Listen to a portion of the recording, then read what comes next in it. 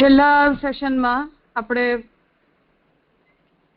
આગમતંત્રના પ્રામાણ્યના વિષયમાં જે આલેખ હતું એને સંપન્ન કર્યું. હવે જે નવું ચોથું આલેખ છે એ મનુસ્મૃતિ કે દાર્શનિક ધારણા એ હવે શરૂ થઈ રહ્યું છે. લાસ્ટ ટોપિકમાં કોઈ ક્વેશ્ચન તો નથી કોઈને?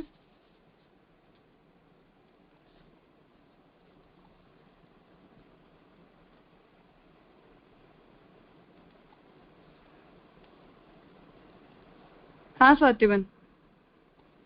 राजा दंडवत प्रणाम. राजा लास्ट विषय में जो उपसंहार હતો ને એની અંદર જે 5 વસ્તુ કીધી છે ને, પર, વ્યુહ, વિભવ, અર્ચા અને અંતર્યામી રૂપી, તો આ 5વિધ પ્રભેદ છે.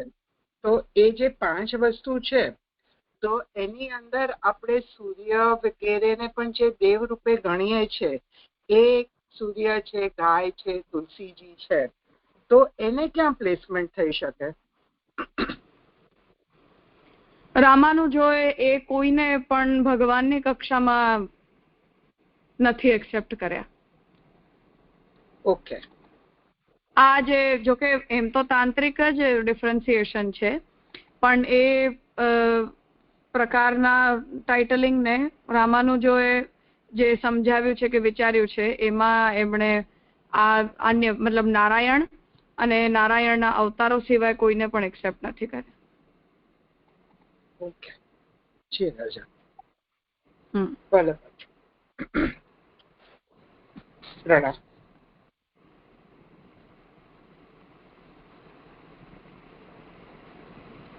और कोई?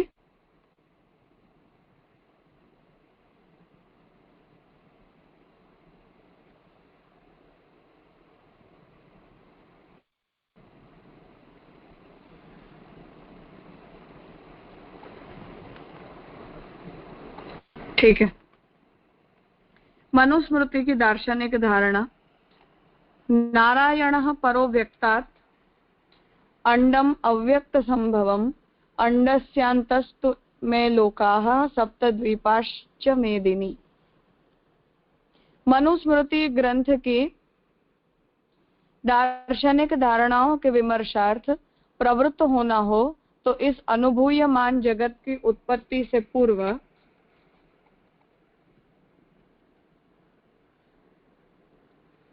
ग्रंथ वर्णित अप्रज्ञात, अलक्षण, अप्रतर्क, अविज्ञेय, सर्वतः प्रसुप्तोपम तमोभूत अवस्था का उस अव्यक्त स्वयंभू भगवान जो तमोपनोदन द्वारा महाभूतादि को प्रकट करने में समर्थ हैं के साथ क्या कैसा संबंध है, उसकी मीमांसा करनी चाहिए.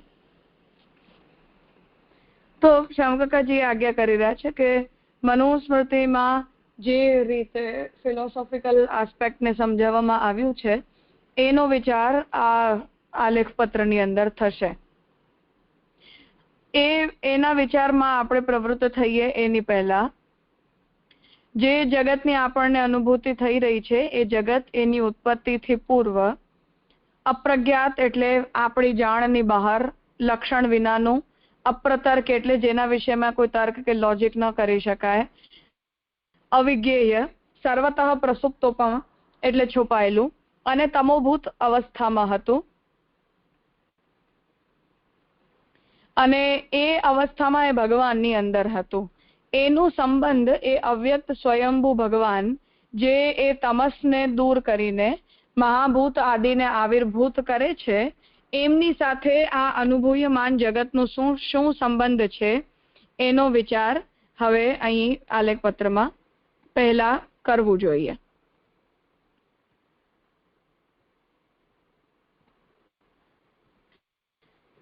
परिभाषा तथा संगति. विषयोपक्रमगत सुविधा के हेतु पूर्व वर्णित अवस्था को हम मूलावस्था कहें और सृष्टिकर्ता स्वयंभू भगवान को ब्रह्म कहें तो इस मूलावस्था का ब्रह्म के साथ संबंध द्वैत या अद्वैत या द्वैताद्वैत अथवा द्वैताद्वैत विलक्षण तादात्म्य घटित है, यह प्रस्तुत मीमांसा का विषय है. હવે ઉપક્રમ અંતર્ગત જે વિચાર કરવામાં આવ્યો કે જગત પોતાની મૂળ અવસ્થામાં ઉત્પત્તિ પૂર્વ અને ઉત્પત્તિ પછી બ્રહ્મની સાથે કયા રિલેશનથી જોડાયેલો છે એનો વિચાર અહીં થશે. એટલે એને સમજાવી રહ્યા છે કે પૂર્વવર્ણિત જે અવસ્થા છે એને આપણે જો મૂલાવસ્થા કહીએ અને સૃષ્ટિકર્તા સ્વયંભૂ ભગવાનને આપણે બ્રહ્મ કહીએ તો જગતની મૂલાવસ્થાનો બ્રહ્મની સાથે જે સંબંધ છે એ દ્વૈતનો સંબંધ છે, અદ્વૈતનો છે, દ્વૈતાદ્વૈતનો છે અથવા દ્વૈતાદ્વૈત વિલક્ષણ તાદાત્મ્યનો છે. એ અહીં सब्जेक्ट છે, विचारणीय सब्जेक्ट. महाप्रभु श्री वल्लभाचार्य की दार्शनिक धारणा जो शुद्धाद्वैत नाम से विख्यात है, द्वैताद्वैत विलक्षण तादात्म्य की पोषक है, अतः वल्लभ दृष्टि की प्रासंगिकता सिद्ध होती है. મહાપ્રભુજીએ જગત અને બ્રહ્મની વચ્ચે જે રિલેશન એક્સેપ્ટ કર્યું છે એ તાદાત્મ્યનું રિલેશન છે. એ તાદાત્મ્યના રિલેશનના સંબંધમાં હવે અહીં વિચાર કરવામાં આવશે. વ્યાવર્ત્ય દ્રષ્ટિ એટલે જે પ્રકારના રિલેશનને આપણે એક્સેપ્ટ નથી કરતા એવા જે પૂર્વ પક્ષના મત છે એમને અહીં ટર્ન બાય ટર્ન શ્યામુકાકાજી કાઉન્ટ કરવા જઈ રહ્યા છે કે જે વ્યાવર્તનીય છે એટલે જેને આપણે નેગેટ કરીએ છીએ કે મહાપ્રભુજીએ નેગેટ કર્યા છે. मूलावस्था तथा ब्रह्म के बीच विजातीय द्वैत घटित संबंध की कल्पना प्रस्तावित की जा सकती है. जैसे जड़ मिट्टी तथा चेतन कुम्हार के बीच विजातीय द्वैत रहता है तथा कुम्हार मिट्टी में से घड़ा बनाता है. तो आमा ब्रह्म कर्ता बनी जाए, जगत कार्य बनी जाए. तो जगत અને બ્રહ્મની વચ્ચે વિજાતીય ભેદ છે અને વિજાતીય ભેદ ઘટિત દ્વૈત છે. જેમ માટી અને કુંભાર, તો કુંભાર માટીમાંથી જેમ ઘડાને બનાવે એવી રીતે ભગવાન જગતને બનાવે, તો ભગવાન કરતા થયા અને જગત ભગવાનનું કાર્ય થયું. આ એક વિચાર છે. इन दोनों के बीच सजातीय द्वैत घटित संबंध भी सोचा जा सकता है. जैसे विभू तथा जड़ आकाश में मूर्त जड़ द्रव्य घटादि उत्पन्न स्थित नष्ट होते हैं. द्वितीय बीजो ऑप्शन છે સજાતીય દ્વૈત માનવાનું કે બ્રહ્મ અને જગત બંને સજાતીય છે, વિજાતીય નથી, પણ સજાતીય હોવા છતાં પણ બંનેમાં દ્વૈત છે. જેમ આકાશ વ્યાપક છે અને જળ છે અને એવા જળ આકાશમાં જળ બધા જ દ્રવ્યોની ઉત્પત્તિ, સ્થિતિ અને લય થાય છે, કેમ કે આકાશ તો એ બધાનો આધાર છે. તો એ આકાશ પણ જળ છે અને ઉત્પન્ન, સ્થિત અને લીન થનારા પદાર્થો પણ જળ છે, છતાં પણ બંનેની વચ્ચે દ્વૈત છે. એટલે જળ હોવા છતાં પણ દ્વૈત છે. તો જડત્વ આ બંનેનું સજાતીય સમાન ધર્મ છે, પણ જળ હોવા છતાં પણ બંને અલગ અલગ છે. આ બંને વચ્ચેનું દ્વૈત છે. इन दोनों के बीच स्वगत द्वैत घटित संबंध की कल्पना भी संभव है. जैसे गर्भवती स्त्री के उदर में शिशु रहता है, उससे भिन्न फिर भी उसके भीतर तथा उस पर निर्भर. इसी तरह वह मूलावस्था भी ब्रह्म के गर्भ में ब्रह्म भिन्न होने पर भी ब्रह्म निर्भर थी. ऐसी बात भी सोची जा सकती है. હવે સ્વગત દ્વૈત ઘટિત સંબંધની કલ્પના કરો કે જેમ સ્ત્રી અને સ્ત્રીના ગર્ભમાં રહેલો બાલક, તો એક જ શરીરની અંદર બે જીવ છે. તો એક તો એ સ્ત્રી પોતે છે ને એના જ દેહની અંદર એક અને અલગ પણ એવી રીતે બાલક રહેલો છે. તો અલગ હોવા છતાં પણ એની અંદર છે, એ માતાના શરીરથી અલગ નથી. એવી જ રીતે જગત મૂલાવસ્થામાં પણ બ્રહ્મના ગર્ભમાં બ્રહ્મથી અલગ હોવા છતાં પણ બ્રહ્મ ઉપર નિર્ભર થઈને રહેલું છે. એવું સ્વગત દ્વૈત પણ વિચારી શકાય. इस प्रकार द्वैत घटित व्याख्याओं के निषेधार्थ द्वैत के साथ नए विन्यास करके अद्वैत की कल्पना भी की जा सकती है. इसके भी पुनः दो प्रकार सामने आते हैं. હવે જે દ્વૈતને એક્સેપ્ટ નથી કરતા તો એની સામે આપણી પાસે અદ્વૈતનો વિકલ્પ છે કે અદ્વૈતને આપણે એક્સેપ્ટ કરીએ. તો અદ્વૈતનો જે વિચાર છે એ પણ બે રીતે કરી શકાય છે. जैसे शुक्ति पर ब्रह्मवृत्ति भात रजत सदसद विलक्षण अनिर्वचनीय मिथ्या होती है, वैसे ही ब्रह्मरूप अधिष्ठान पर यह मूलावस्था आविद्यक आवरण और अथवा विक्षेप रूपतया ब्रह्मवृत्ति भात मिथ्यारोपित थी और उस अज्ञानावच्छिन्न विशुद्ध चिन्ह मात्र निर्गुण ब्रह्म अथवा ऐसे आवरणोपहित विशुद्ध चिन्ह मात्र निर्गुण ब्रह्म के विवर्तोपादानतया तथा आवरण प्रयुक्त विक्षेप रूप सगुण ईश्वर के परिणामी उपादानतया कारण बनने पर वह कार्य रूप द्वैत प्रपंच प्रकट हुआ। ऐसा मायिक द्वैत भी सोचा जा सकता है। तो શંકરાચાર્યજી ભલે પોતાને અદ્વૈતી કહેતા હોય, પરંતુ આ એક પ્રકારનો માયિક દ્વૈત છે, જેને શ્યામકાકાજી સમજાવે છે કે જેવી રીતે ચમકતી સુક્તિ ઉપર આપણને બ્રહ્મના કારણે રજતની ભ્રાંતિ થાય અને એ રજતની થતી ભ્રાંતિ સદસદ વિલક્ષણ અનિર્વચનીય મિથ્યા અનુભૂતિ છે, એવી જ રીતે બ્રહ્મરૂપ અધિષ્ઠાન ઉપર એ મૂલાવસ્થા આવિદ્યક આવરણ અથવા વિક્ષેપ રૂપ થઈને બ્રહ્મવૃત્તિને મિથ્યારોપિત કરે છે અને એ અજ્ઞાનાવચ્છિન્ન જે વિશુદ્ધ ચૈતન્ય છે, જે નિર્ગુણ બ્રહ્મ છે, અથવા આવો જે આવરણ અવિદ્યાના આવરણ વાળો જે વિશુદ્ધ ચૈતન્ય છે, જે નિર્ગુણ બ્રહ્મ છે, એને વિવર્તોપાદાનતયા અથવા આવરણ રૂપ વિક્ષેપના કારણે સગુણ ઈશ્વર બનાવી દે છે અવિદ્યા, અને એ સગુણ ઈશ્વરના પરિણામી ઉપાદાનતયા કારણ, જ્યારે એ સગુણ ઈશ્વર કારણ બને, ઉપાદાન કારણ બને, પરિણામી ઉપાદાન કારણ બને, ત્યારે એની અંદર એના ઉપર વિક્ષેપરૂપ કાર્ય પ્રપંચ ઉત્પન્ન થાય છે, જેનો એની સાથે દ્વૈત છે, એટલે કે અલગ છે, બંને એક નથી. આવું માયિક દ્વૈત પણ વિચારી શકાય છે. એ દ્વૈતની અંદર એક ઓર વિકલ્પ થયો.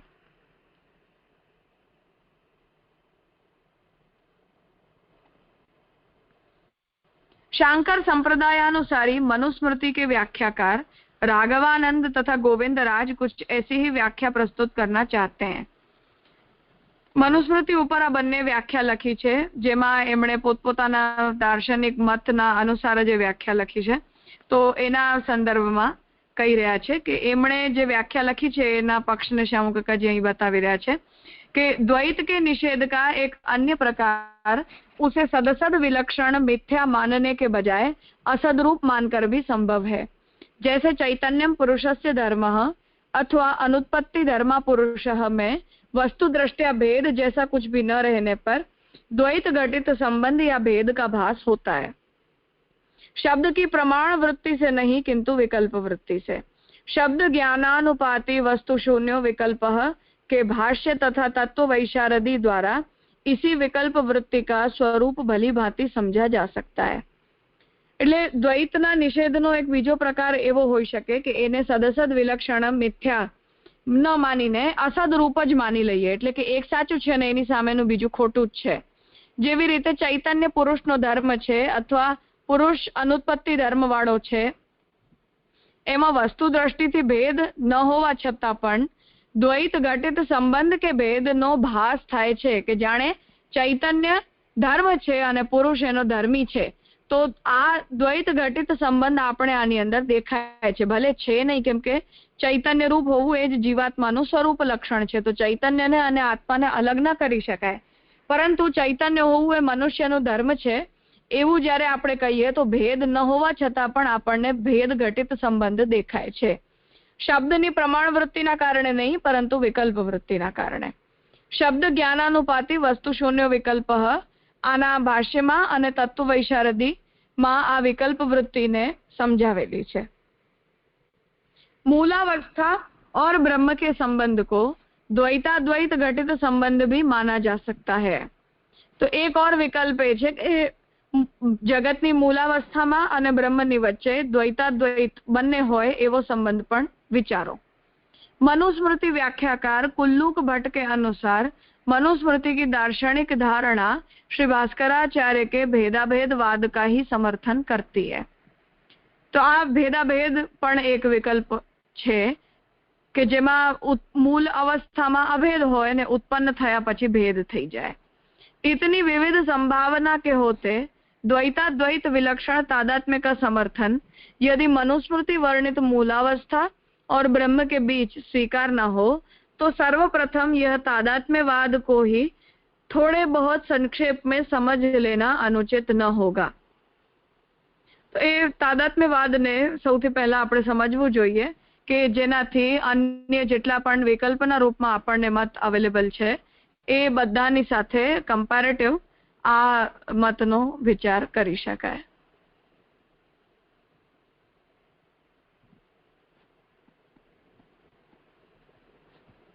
છે કોઈ પ્રશ્ન? હા નિલેશભાઈ.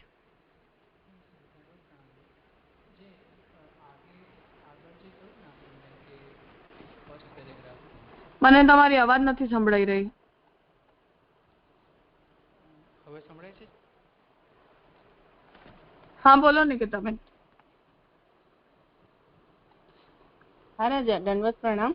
હા રાજા, આ ત્રીજા પોઈન્ટમાં મને ખ્યાલ નથી આવ્યો. આમાં આપ જીવ વિશે કહી રહ્યા છો ને? આમાં ત્રીજા પોઈન્ટમાં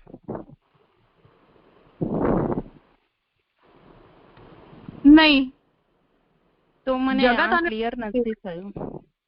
સોરી. જગત અને બ્રહ્મમાં સ્વગત ભેદ ના કારણે પેદા થતો દ્વૈત માનો. જેમ બાલક અને માં એક પણ છે અને બે પણ છે, તો શરીર એક જ છે પરંતુ જીવ બે છે. એ રીતે જગત એ બ્રહ્મના ગર્ભમાં રહેલો છે, એટલે જગતનો બ્રહ્મની સાથે સ્વગત ભેદજન્ય દ્વૈત છે. ઓકે, હા રાજા, ક્લિયર થયું. હા, હવે પ્રણામ રાજા. રાજા, અહીંયા જે આ સ્વગત દ્વૈત કીધું, એ જો સ્વગત દ્વૈત ન કીધું હોય ને સ્વગત અદ્વૈત કીધું હોય તો પછી એ વલ્લભ મત સાથે એને ટેલી કરી શકાય ને, કે બ્રહ્મના ગર્ભની અંદર જ, એટલે બ્રહ્મની અંદર જ બધું જગત જીવ બધું ઉત્પન્ન થઈ રહ્યું છે. જેમ માના ગર્ભની અંદર શિશુ ઉછરી રહ્યું છે, એટલે ફીટસ ગ્રો થઈ રહ્યું છે. તો એ જે દ્વૈતના બદલે અદ્વૈત હોય તો વલ્લભ મત સાથે ટેલી થઈ શકે?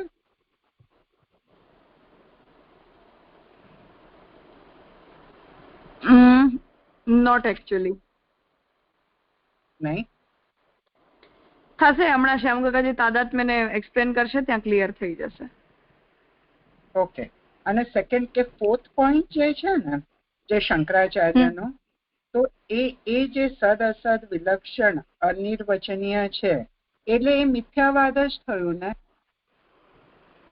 એ જે કહી રહ્યા છે, પણ એમાં એમને દ્વૈત લાગે છે, ભલે અદ્વૈત કહી રહ્યા છે, પણ ઓન ફેસ વેલ્યુ એનું પ્રીચિંગ અદ્વૈતનું છે, પણ પ્રેક્ટિકલી જ્યારે જોઈએ ત્યારે સદ અસદ વિલક્ષણ એ જે વસ્તુ છે, અને જે એક્ઝામ્પલ આપે છે કે દોરડા ઉપર સાપ કે છીપ પર ચાંદી, તો એ દ્વૈત ભાષિત થાય છે, એ રીતનું કહેવા માંગે છે. કારણ કે ફોર્થના વર્ડ્સ જે છે એ થોડા ડિફિકલ્ટ છે. બહુ ક્લિયર આપે સમજાવ્યું, પણ એટલું ક્લિયર નથી થતું. ફોર્થ પોઈન્ટમાં ને? હા, ફોર્થ પોઈન્ટનો મતલબ એ છે કે શંકરાચાર્યજીનો મત છે ઓવરઓલ.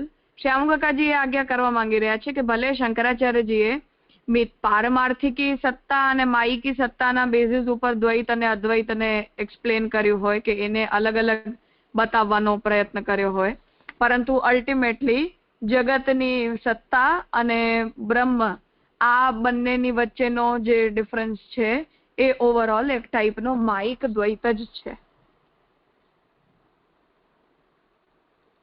ઓકે. એટલે એ જે અદ્વૈતનું વાત કરે છે, અદ્વૈત નથી, માયિક દ્વૈત છે, એ શંકરાચાર્યનો મત પ્રમાણે જે કહી રહ્યા છે. હા, એટલે એમણે ભલે પોતાને, કેમ કે બ્રહ્મની પારમાર્થિક સત્તા હોય તો બ્રહ્મ સિવાય બધા પદાર્થની મિથ્યા સત્તા, એટલે બ્રહ્મ સત્ય અને બધું મિથ્યા, એવા બેઝિસ ઉપર એમણે ભલે પોતાના તરફથી અદ્વૈતને પ્રૂવ કરવાનો પ્રયત્ન કર્યો હોય, પરંતુ આ એક પ્રકારનો માયિક દ્વૈત છે. ઓકે. અને વિવર્ત ઉપાદાન થયા એટલે ઉપાદાન શું? જગતનું ભ્રાંતિ, વિવર્ત. ઓકે.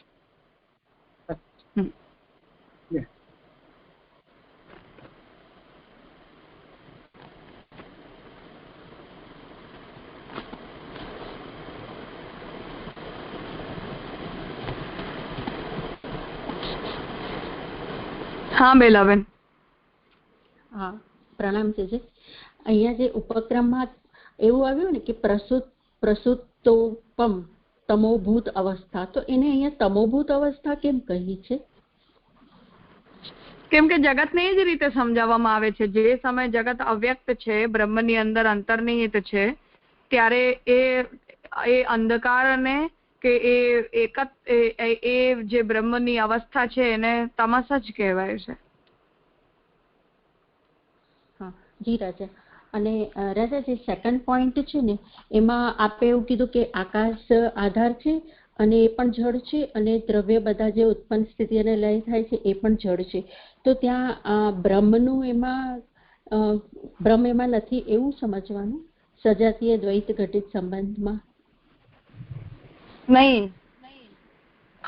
તાત્પર્ય એ છે કે આ બંને પદાર્થોમાં પણ જેવી રીતે દ્વૈત હોઈ શકે છે સજાતીય હોવા છતાં પણ, એવી રીતે જો બ્રહ્મના સદંશમાંથી પણ ઉત્પત્તિ માનો તો પણ સજાતીય દ્વૈત હોઈ શકે છે.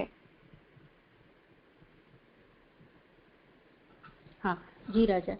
અને અહીંયા જે એ થર્ડ પોઈન્ટમાં સેકન્ડ પેરાગ્રાફમાં જે નય વિન્યાસ આવ્યો એ નય વિન્યાસ એટલે શું સમજવાનું? નય પ્રત્યયને જોડવાથી દ્વૈતમાં અદ્વૈત થાય.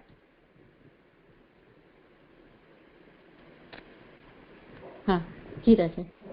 હા પ્રણામ રાજા.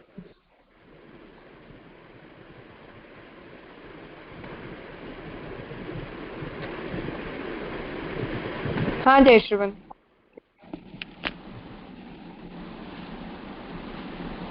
હા રાજા પ્રણામ. બસ એ બેલાબેનનો જે સજાતીય દ્વૈત હતો ને એમાં જ પ્રશ્ન હતો.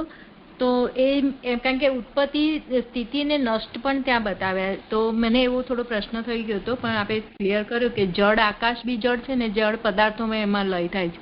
એવી રીતે બ્રહ્મ અને બ્રહ્મનો સદંશ, એવી રીતે સદંશ અને જળ એવી રીતે લેવાશે ને? હા, એ સજાતીયતા હોવા છતાં પણ દ્વૈત પોસિબલ છે એમ. હા હા રાજા, બસ એટલે ક્લિયર થઈ ગયું હતું બેલાબેનમાં. હા રાજા પ્રણામ.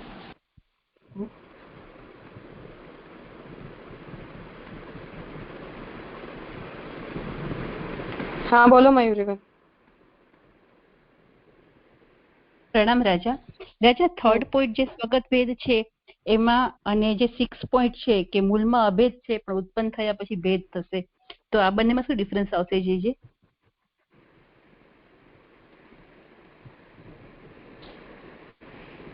સ્વગત ભેદનો મતલબ તો એ છે કે એ આવી જ સ્થિતિમાં રહે છે. જગતની અત્યારે ઉત્પન્ન અવસ્થાની વાત નથી થઈ રહી, કેવલ મૂળ અવસ્થાની વાત થઈ રહી છે કે જગત પોતાની મૂળ અવસ્થામાં કેવું હોય છે. તો મૂળ અવસ્થામાં જેમ માતાના ગર્ભમાં બાલક રહે એવી રીતે હોય છે. એટલે મૂળ અવસ્થામાં સર્વથા તિરોહિત હોય અને બ્રહ્મની સાથે એનું અદ્વૈત જ હોય એવું નહીં કહેવાનું. હા રાજા, અને 6 પોઈન્ટમાં તો ઉત્પન્ન થયા પછી ભેદ આવે છે, બરાબર ને? એ ઉત્પન્ન પછી, હા ઉત્પત્તિ પછીનું બતાવ્યું છે. હા જી ક્લિયર થયું. પ્રણામ રાજા. રાજા પૂછું એક? હા બોલો. હા, આપણે પહેલામાં એવું કીધું કે જગતના કર્તા ભગવાન બતાવ્યા અને આ વિજાતિમાં ને કાર્ય ભગવાન, જગત છે એ કાર્ય થયું ભગવાનનું. તો આ સજાતીયમાં એને કેવી રીતે સમજાશે? એવી રીતે આમ શોર્ટમાં સમજવું હોય તો? મને પ્રશ્ન ક્લિયર ના થયો. એટલે આપે વિજાતીય ભેદમાં એવું છેલ્લે સમ એવી રીતે કરી કે જગત છે એના કરતા ભગવાન બ્રહ્મ થયા અને એ બ્રહ્મનું કાર્ય એ જગત થયું, એ વિજાતીય ભેદ બતાવ્યો. બરાબર છે એમ? રાઈટ મારું? ફર્સ્ટમાં કરતા ભગવાન અને કાર્ય એ જગત ભગવાનનું, એ વિજાતીય. તો એવી રીતે જ આ સજાતીય ભેદને સમજવું હોય તો ત્યાં એને કેવી રીતે સમજાશે? કર્તા ને કાર્ય કેવી રીતે? સજાતીય ભેદમાં એટલે તો એક્ઝામ્પલ આપ્યું કે આકાશ અને ઘટ આ બંને સજાતીય હોવા છતાં પણ એકબીજાથી અલગ છે. એવી રીતે બ્રહ્મના સદંશથી જગતની ઉત્પત્તિ સ્થિતિ લય થાય છે એવું પણ કહો તો પણ બ્રહ્મનો સદંશ આધાર બની શકે છે, પણ ઉપાદાન બનવું જરૂરી નથી. દ્વૈત તો પણ પોસિબલ છે. હા, એટલે આધારથી લેશે. હા બરાબર થઈ ગયું.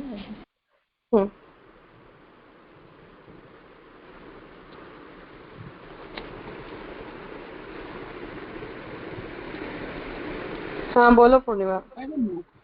હા રાજા, દંડવત પ્રણામ. આપે હમણાં જે બધું સમજાવ્યું એનાથી થોડું તો ક્લિયર થયું, પણ આ પહેલા 3 પોઈન્ટ ઈ દ્વૈતની વેરાયટી અને 4, 5 અને 6 અદ્વૈતની વેરાયટી સમજી શકાય. હવે તાદાત્મ્ય આપણું લેશે જે એવું સમજી શકાય કે ખોટું છે મારું?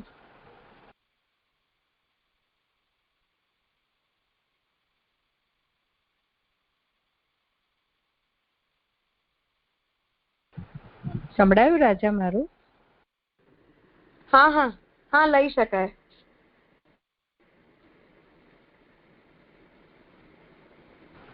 જી રાજા. પહેલું અને બીજો જે પોઈન્ટ છે એમાં જે મધ્વાચાર્ય જે 5 પ્રકારના ભેદ માને છે, તો એ જે વિજાતીય ભેદની અંદર એ જીવ અને જળનો ભેદ માને છે, અને સજાતીયમાં જીવ જીવનો ભેદ અને જળ જળનો ભેદ, એ જે રીતે માને છે એને આપણે લઈ શકાય.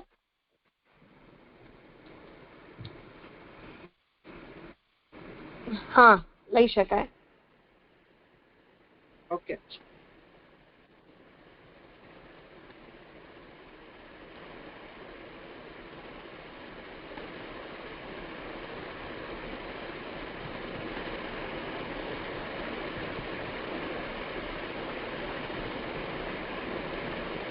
હા ભાવનાબેન. હા રાજા, દંડવત પ્રણામ. આપણે આકાશ અને ઘટ ને સજાતીય કીધું એટલે કેવી રીતે? મને બહુ ખ્યાલ નહીં આવ્યો. આકાશ પણ જળ છે અને ઘટ પણ જળ છે, પણ ઘટની ઉત્પત્તિ, સ્થિતિ અને લય આકાશના આધારે જ થાય છે, એવી રીતે. હા, હવે સમજાયું. હા દંડવત.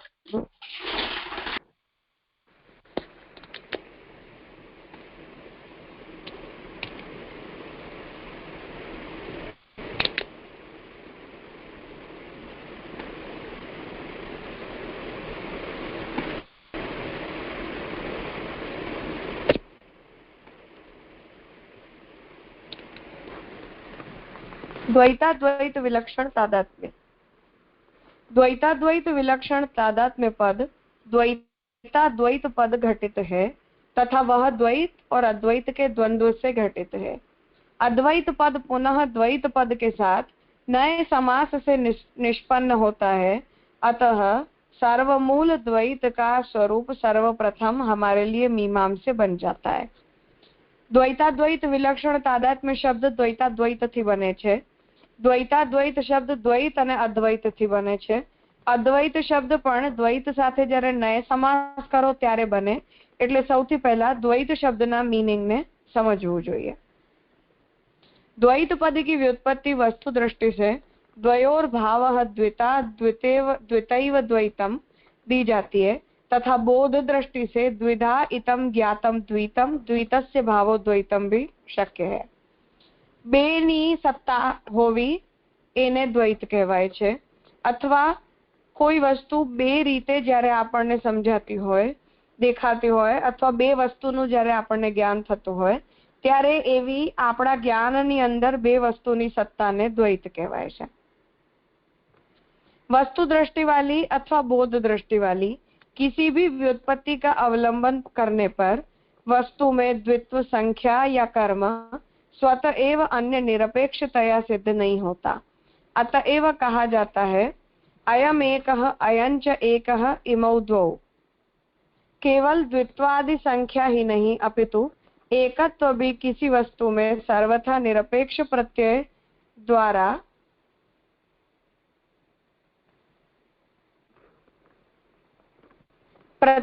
भाषित नहीं होता. વસ્તુ દ્રષ્ટિવાળી અથવા બોધ દ્રષ્ટિવાળી કોઈ પણ વ્યુત્પત્તિને જો આપણે વિચારીએ દ્વૈતના કોન્ટેક્સ્ટમાં, તો એને મહાપ્રભુજી સમજાવી રહ્યા છે. શ્યામુકાકાજી સમજાવી રહ્યા છે કે વસ્તુ દ્રષ્ટિથી કે બોધ દ્રષ્ટિથી કોઈ પણ રીતે જો દ્વૈત શબ્દની વ્યુત્પત્તિનો આપણે વિચાર કરીએ તો વસ્તુમાં દ્વિત્વ સંખ્યા અથવા બે પ્રકારે કોઈનું કાર્યરત થવું પોતે જ એકબીજાની અપેક્ષા ન રાખનારું સિદ્ધ નથી થતું. એટલે જ એવું કહેવાય છે કે અયમ એક અયં ચ એકઃ એમૌ દ્વૌ, આ પણ એક છે, આ એક છે અને આ બંને બે છે. એટલે કેવલ બે ની સંખ્યા જ નહીં પરંતુ એકત્વ પણ કોઈ વસ્તુથી સર્વથા નિરપેક્ષ પ્રત્યય દ્વારા આપણને ભાષિત नहीं થઈ શકતું. उदाहरणतया शाखा एवं पत्रों पर दृष्टि रखने पर वृक्ष को एक नहीं कहा जा सकता. शाखा पत्रादिमान अवयवी की अपेक्षा से ही किसी वृक्ष को एक वृक्ष कहा जा सकता है. એટલે જેવી રીતે એક ઝાડ છે તો જ્યારે હું એમ કહું છું કે ઝાડ એક છે તો એ એક ઝાડમાં અનેક ડાળીઓ, અનેક પાંદડાઓ, ફળ, ફૂલ વગેરે બધું જ કાઉન્ટ થઈ જાય છે. એ બધાને ગણીને હું એ કહું છું કે આ એક વૃક્ષ છે. શાખા પત્રાદિમાન અવયવી की अपेक्षा से ही, શાખા પત્ર વાળો એક અવયવી છે અને શાખા અને પાંદડાઓ એ અવયવીના અવયવો છે. તો એવા અવયવીને જ આપણે એક વૃક્ષ એવું કહીએ છીએ.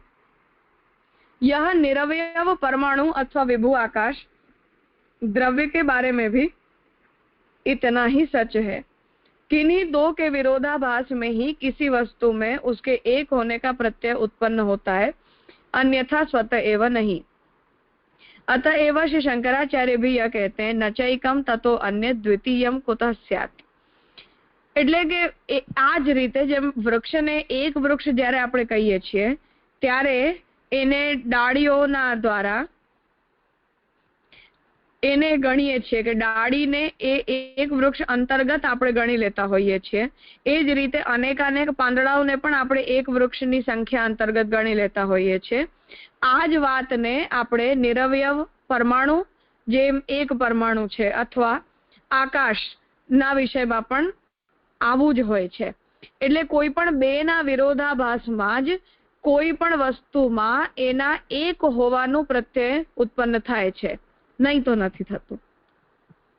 એટલે જ્યારે કોઈ આપણે એવો પૂર્વ પક્ષ ઉઠાવીએ કે નહીં બે હોય છે ત્યારે એના જવાબમાં એવું કહેવામાં આવે છે કે ના બે નથી હોતું, ખાલી એક જ હોય છે, કે આ જે છે એ કેવલ એક જ છે, બે નથી. એ રીતે દ્વિત્વ અને એકત્વ આ બંનેના કોન્ટેક્સ્ટમાં પણ આવું જ હોય છે. હંમેશા જે દ્વિત્વ છે એ એકત્વ રહિત નથી હોતું. એવી જ રીતે જે પણ એકત્વ પ્રપોઝ કરવામાં આવે છે એ એકત્વ ઓલવેઝ કોઈ ના કોઈ દ્વૈતના કોમ્પિટિશનમાં સિદ્ધ કરેલું એકત્વ હોય છે. વિધાઉટ કોઈ ઓપ્શન એકત્વ નથી હોતું.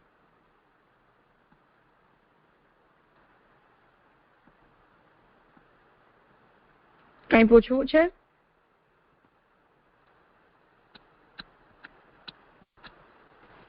રાજા આમાં બહુ નહીં સમજાયું, ફરીથી સમજાવશો? જી, આ છેલ્લે જે દ્વિત્વ અને એકત્વ કહ્યું ને એ ન સમજાયું. જેવી રીતે મેં જ્યારે એવું કીધું કે એક વૃક્ષ, તો એક વૃક્ષ અંતર્ગત મેં એની પાંદડીઓને અને ડાળીઓને ગણી લીધી. ત્યારે મેં એમાં એ સ્પેસિફાઈ ન કર્યું કે મેં જે એક વૃક્ષની વાત કરી એ એક વૃક્ષ અંતર્ગત આટલી દ્વૈતને સ્વીકારીને ચાલવાનું, કે આટલા દ્વૈતના જે પ્રકારો છે એને ઇન્ક્લુડ કરીને ચાલવાનું. એવું મેં નથી કીધું કે એવું મેં એક્સેપ્ટ એ સમય ન કર્યું, પણ મેં રેન્ડમલી એવું કહી દીધું કે એક વૃક્ષ છે, કે આ એક વસ્તુ છે, પણ એના અંતર્ગત જેટલા પણ દ્વૈત છે એ બધા જ દ્વૈતોને મેં ઇન્ક્લુડ કરી લીધા. એવી જ રીતે જ્યારે પણ કોઈ પણ વસ્તુને આપણે જેમ આકાશ છે, હવે મેં કીધું કે આકાશ એક જ હોય છે, આકાશ બે નથી હોતા. આવું જ્યારે આપણે કહીએ એ સમયે આકાશની અંદર રહેલા રજકણો કે આકાશ તો એમ્પ્ટીનેસ છે, આકાશ તો કોઈ વસ્તુ પદાર્થનું નામ તો છે નહીં. આકાશની તો એ રીતે તો કોઈ સત્તા, વસ્તુ સત્તા જેવું તો કંઈ હોતું નથી. આકાશ તો બ્લેન્ક છે, શૂન્યવત છે. છતાં પણ એમાં દ્વૈત અદ્વૈતનો આપણે વિચાર કરીએ છીએ કે નથી કરતા? કરીએ છીએ. બસ એ જ રીતે એક શબ્દ હું જ્યારે એકત્વનો ઉપયોગ કરું તો એકત્વ અંતર્ગત અનેકત્વ ઇન્ક્લુડેડ હોય જ છે, સમ ઓર ધ અધર વે, અથવા કોઈ ના કોઈ પ્રકારનો દ્વૈત એની અંદર સમાવિષ્ટ હોય જ છે. જેમ જ્યારે આપણે એવું કીધું કે એક એટમ, તો જ્યારે એક એટમનો વિચાર કરવામાં આવ્યો હતો કે એને પ્રપોઝ કરવામાં આવ્યું હતું, એ સમયે ઇલેક્ટ્રોન, ન્યુટ્રોન્સ અને પ્રોટોન્સના જે અંદર કમ્પોઝિશન્સ છે એ આપણી જાણની બહાર હતા. પણ જ્યારે જાણી પણ લીધા ત્યારે પણ હું જ્યારે એવું કહું કે આ એક એટમ છે, તો એક એટમ શબ્દમાં ઇલેક્ટ્રોન, ન્યુટ્રોન અને પ્રોટોન આ 3 છે જ એના કમ્પોઝિશન, એવું આપણે એક્સેપ્ટ કરીને ચાલીએ છીએ કે નથી ચાલતા? એ રીતે આઈ થિંક હવે ક્લિયર થયું હશે. હા જી રાજા. રાજા, આ જે બ્રહ્મને છોડીને જો બીજા તત્વની વાત હોય તો ઇટ ઇઝ એક્સેપ્ટેબલ, કારણ કે આપણે એક મનુષ્ય કહીએ કે કોઈ પણ વસ્તુને એક્ઝામ્પલ, આપણે એક પુસ્તક કહીએ કે એનીથિંગ, તો એની અંદર બીજી વસ્તુ ડેફિનેટલી આવે, પણ બ્રહ્મને છોડીને હોય તો જ આવી શકે ને. પણ બ્રહ્મના વિષયમાં પણ જ્યારે આપણે એવું કહીએ છીએ કે આ એક બ્રહ્મ છે, કે બ્રહ્મ એકમેવ અદ્વિતીય છે, ત્યારે આપણે વલ્લભ વેદાંતના સિદ્ધાંત પ્રમાણે પણ એક બ્રહ્મની અંદર જગતના બધા જ પદાર્થોની સૂક્ષ્મ સત્તા એક્સેપ્ટ કરીએ છીએ કે નથી કરતા? અનંત પદાર્થોની. જી, બસ એવી રીતે.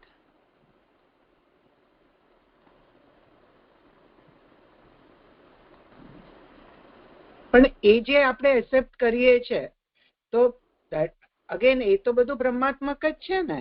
એટલે આપણે એને જેમ આપણે વૃક્ષને એક વૃક્ષ કીધું અને એની ડાળ ને પાન ને આપણે અલગ કીધું, કે એક મનુષ્ય હોય તેના હાથ પગ આપણે અલગ ગણ્યા, તો બ્રહ્મની અંદર જે પણ બધું છે એ બધું બ્રહ્મનું જ અંશ રૂપે છે.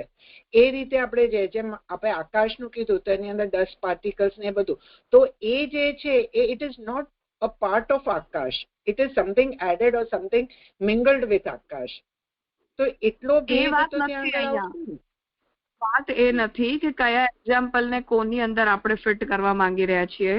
અત્યારે કન્સેપ્ટ કેવલ એટલો છે કે જ્યારે પણ આપણે એક વસ્તુની વાત કરીએ છીએ ત્યારે કોઈ પણ વસ્તુને ના એકત્વને જ્યારે આપણે બોલીએ ત્યારે એ એકત્વની અંદર ઘણા બધા દ્વૈતને આપણે માનીને જ ચાલતા હોઈએ છીએ. ટુ બી અન્ડરસ્ટુડ હોય છે. ઓકે, બસ આટલો કોન્સેપ્ટ સમજવાનો. ઓકે, હવે ક્લિયર થયું. હા રાજા એક મિનિટ. જ્યારે હું એવું બોલી કે એક છે કે બે છે કે ત્રણ છે, તો હું જ્યારે પણ એક બોલી ત્યારે આટલા બધા એક્ઝામ્પલ્સમાં, એ ચાહે વૃક્ષનું એક્ઝામ્પલ હોય કે એક ગામ એવું આપણે બોલીએ કે એક કન્ટ્રી આપણે બોલીએ કે એક સ્ટેટ આપણે બોલીએ, તો આટલા બધા એકના પ્રયોગમાં ઇન્ટરનલી રહેલા બધા જ અનેકત્વને આપણે માનીને ચાલી રહ્યા છીએ કે નથી ચાલી રહ્યા? અને મેં જ્યારે આ એક છે એવો શબ્દ પ્રયોગ કર્યો ત્યારે એ બધા જ એકત્વના પ્રયોગમાં મેં દ્વૈતના ટાઈપ્સને એક્સેપ્ટ કરીને હું ચાલી કે ન ચાલી? જો ચાલી તો એનો મતલબ એ છે કે આ પ્રકારના એકત્વની અંદર રહેલા દ્વૈતના કન્સેપ્ટને આપણે આપણા વ્યવહારમાં પણ એક્સેપ્ટ કરીને ચાલતા જ હોઈએ છીએ. જી રાજા, ક્લિયર એકદમ. સો કોઈ પણ એકત્વ દ્વૈત રહિત, સર્વથા દ્વૈત રહિત હોતું જ નથી. આ કન્સેપ્ટ છે. રાજા એક મિનિટ. આ જે નચૈક, આ જે શાંકર મતનું જે વાક્ય છે ને, ન ચૈકમ ન તતો અન્ય, તો એનાથી શું કહેવા માંગી રહ્યા છે એ નહીં ક્લિયર થયું એ સેન્ટેન્સ થી. ન ચ એકમ, જો આ એક નથી તો આનાથી બીજું શું હોઈ શકે છે? તો આ સેન્ટેન્સમાં શંકરાચાર્યજીએ પણ એકત્વને અને દ્વિત્વને, ભલે ગમે તેટલું એકમેવા દ્વિતીયની સામે મિથ્યાવાદને શંકરાચાર્યજી પ્રપોઝ કરતા હોય, પરંતુ દ્વિત્વ ઓલવેઝ એકત્વના કોન્ટેક્સ્ટમાં જ હોય છે અને એકત્વ એ ઓલવેઝ દ્વિત્વની સાથે કોન્ટેક્સ્ચ્યુઅલ હોય છે. આ સિદ્ધાંતને તો શંકરાચાર્યજીએ પણ માન્યું જ છે કે બંને એકબીજાના સંદર્ભમાં ઉપયોગમાં આવતા શબ્દો છે, વિધાઉટ કોન્ટેક્સ્ટ નથી. કોઈ પણ એકત્વનો પ્રયોગ દ્વૈતના કોન્ટેક્સ્ટ વગરનું નથી હોતું. જી રાજા, એટલે એ લોકો વ્યવહારિક સત જે માની રહ્યા છે એમાં લઈ શકાશે નહીં, એવું ફિટ કરવાની કોશિશ ન કરો. ઓકે ઓકે, હા હા, પ્રણામ હા રાજા. હા, ક્લિયર.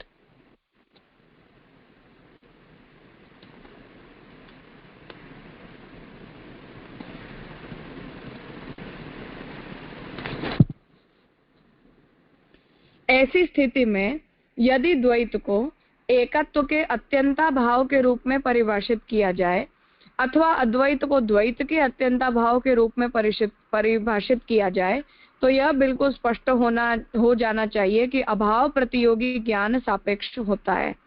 वह प्रतियोगी भी यदि पुनः सापेक्ष प्रत्यय द्वारा ही भाषित होता हो तो द्वैत या अद्वैत दोनों ही सापेक्ष प्रत्यय द्वारा भाषित वस्तु धर्म या ज्ञान प्रकार सिद्ध होते हैं।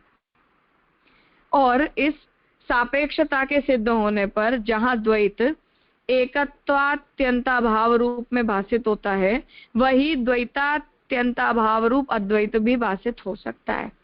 अतः एकत्व और द्वित्व अपेक्षा भेद से एक ही वस्तु में भाषित हो सकते हैं।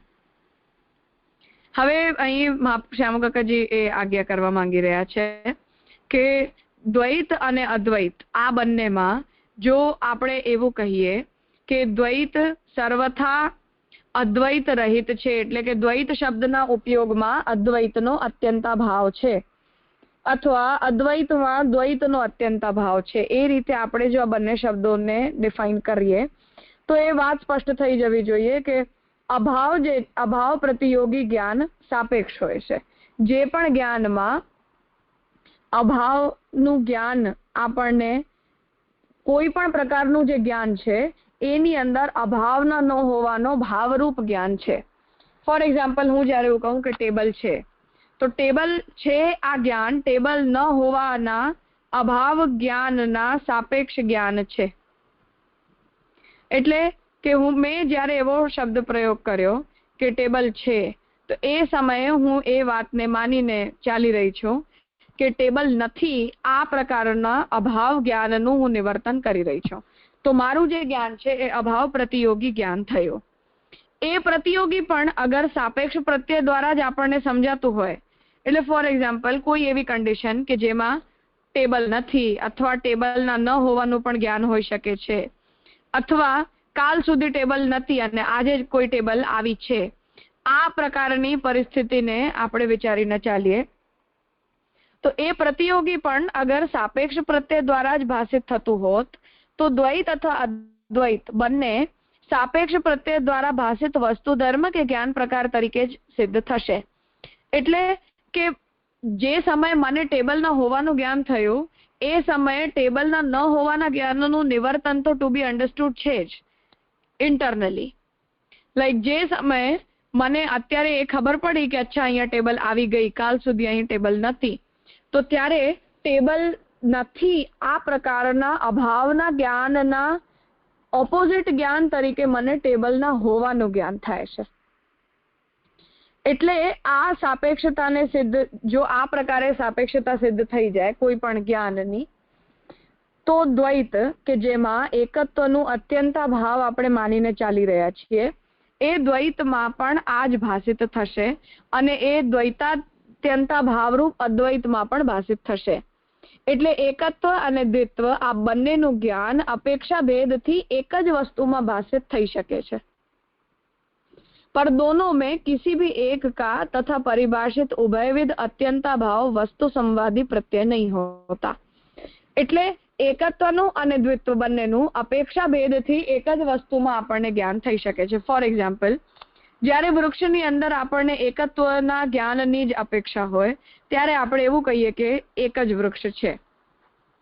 જ્યારે આપણને એમાં જ દ્વૈતના જ્ઞાનની એક્સપેક્ટેશન હોય ત્યારે આપણે એવું કહીએ કે આ જ વૃક્ષની અંદર ઘણા બધા પાંદડાઓ છે કે ઘણી બધી એની અંદર ડાળીઓ છે. તો એક જ વસ્તુમાં આપણા એક્સપેક્ટેશનના બેઝિસ ઉપર આપણને દ્વૈત અને અદ્વૈતનું જ્ઞાન બંને કોઈ એક જ વસ્તુની અંદર થઈ શકે છે. પર दोनों में से પણ બંનેમાંથી કોઈ પણ એકનું અથવા પરિભાષિત બંનેનું અત્યંતા ભાવ વસ્તુ સંવાદી પ્રત્યય નહીં હોતા. પણ અત્યંતા ભાવ તો કોઈ પણ વસ્તુના સંવાદી જ્ઞાન નથી હોઈ શકતું. अतः वंध्यापुत्र या वर्तुल चतुष्कोण जैसे अर्थात शब्द ज्ञानानुपास्ति वस्तु शून्यात्मिका विकल्प वृत्ति द्वारा भाषित होते प्रत्ययों की कोटि के ये प्रत्यय हैं, यह सिद्ध हो जाता है. એટલે જેમ મેં એવું કીધું કે વંધ્યાપુત્ર, હવે વંધ્યાપુત્ર આ કન્સેપ્ટ પોસિબલ નથી, પણ શબ્દ પ્રયોગમાં મને એક્ઝામ્પલ તરીકે યુઝ કરવું હતું તો મેં કરી લીધું. તો વંધ્યાપુત્ર કન્સેપ્ચ્યુઅલી ઇમ્પોસિબલ કન્સેપ્ટ છે. ક્યારે પણ કોઈ વંધ્યા ને પુત્ર નથી હોઈ શકતો, અને જો પુત્ર હોય તો એ વંધ્યા નથી હોઈ શકતી. પરંતુ આ શબ્દ પ્રયોગ જ્યારે મેં કર્યો તો શબ્દ પ્રયોગમાં કે કન્સેપ્ટને મેન્ટલી ડેવલપ કરવા માટે હું ઇન્ડિપેન્ડન્ટ છું. એ આપણા બહારના વર્લ્ડમાં એક્ઝિસ્ટ કરે છે કે નથી કરતું એ પછીની વાત છે. સેમ વે ગોલ ચોરસ ઇમ્પોસિબલ છે. ચોરસ હોઈ શકે અથવા ગોળ હોઈ શકે, બંને ન હોઈ શકે. આમાં પણ વસ્તુ શૂન્યાત્મિકા છે. શબ્દ જ્ઞાન છે કે વર્તુળ ચતુષ્કોણનો શું મતલબ કે ગોળ ચોરસ, શબ્દ જ્ઞાન તો મને થયું, પરંતુ આ શબ્દ જ્ઞાનના સામે કોઈ કન્સેપ્ટ જે છે એક્ઝિસ્ટ જ નથી કરતું. કેમ કે વસ્તુ શૂન્યાત્મિકા છે, કેમ કે વસ્તુ તો સામે એક્ઝિસ્ટ જ નથી કરતી. તો વસ્તુ શૂન્યાત્મિકા વિકલ્પ વૃત્તિ દ્વારા આપણને વાત સમજાય છે કે કન્સેપ્ચ્યુઅલી કોઈ વસ્તુ છે, પરંતુ એનું સામે સત્તાના રૂપમાં હોવું હંમેશા જરૂરી નથી હોતું, પણ કન્સેપ્ટના રૂપમાં તો આપણે જે ઈચ્છીએ એ બોલી શકીએ છીએ. આવા પ્રત્યયોની કોટીમાં દ્વૈત અને અદ્વૈતને પણ આપણે પ્લેસ કરી શકીએ છીએ. કે ઓલવેઝ જ્યારે કન્સેપ્ચ્યુઅલી મેં એવું કહ્યું કે આમાં દ્વૈત છે, એ સમયે અંદર કોઈ ને કોઈ પ્રકારનો અદ્વૈત આપણા થોટ્સની અંદર રહેલો છે. સેમ વે જ્યારે મેં અદ્વૈત શબ્દનો ઉપયોગ કર્યો ત્યારે મારા થોટ્સમાં ક્યાંક ને ક્યાંક કોઈ ને કોઈ પ્રકારનો દ્વૈત એ અદ્વૈત અંતર્ગત સમજેલો છે. સમટાઈમ્સ આપણે ન સમજી શકતા હોઈએ પણ કન્સેપ્ટ હોય, સમટાઈમ્સ કન્સેપ્ચ્યુઅલી મેં શબ્દ પ્રયોગ કરી લીધું પણ એવું કોઈ પદાર્થ એક્ઝિસ્ટ ન કરતું હોય, એવું પણ પોસિબલ છે. સુપર રાજા, મજા આવી.